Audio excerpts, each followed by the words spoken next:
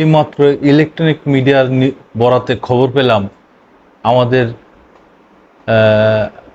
আমাদেরই তো, তাই না? হ্যাঁ, আমাদেরই জুনায়েদ আহমেদ পলক, ফেসবুকের মালিক, ফেসবুক লিগ তার একমাত্র মালিক সেই জুনায়েদ আহমেদ পলক এয়ারপোর্ট দিয়ে পালানোর সময় তাকে গ্রেপ্তার করা হয়েছে।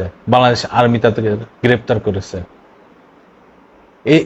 এই ব্যক্তি 10 থেকে 15 দিন বাংলাদেশের মানুষকে সোশ্যাল মিডিয়ার থেকে বঞ্চিত করেছে। কত বড় বড় কথা বলেছে। আজকে সে সবাইরে ছেড়ে দেশ ছেড়ে পালাচ্ছে। কতটুকু অপরাধ করেছে সে, কি বড় অপরাধী! এই খুনি হাসিনা, স্বৈরাচারী হাসিনার আইসিটি প্রতিমন্ত্রী ছিল এই পলক। তার উপযুক্ত শাস্তির দাবি করতেছি, তার বিচার দাবি করতেছি।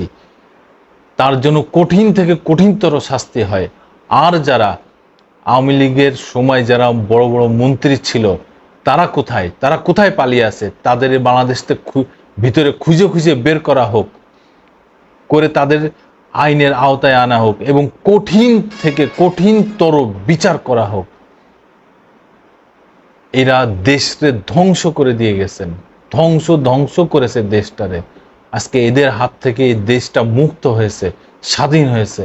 আজকে এদের সবাইকে কঠিন বিচারের আওতায় আনতে হবে। আরেকটা খবর পেলাম যে এইমাত্র সংসদ ভেঙে দিয়েছেন আমাদের রাষ্ট্রপতি। এরকম আস্তে আস্তে আরো নিউজ পাওয়া যাবে। এবং খুনি স্বৈরাচারী শেখ হাসিনা সে এখন ভারতে পালিয়ে আছেন।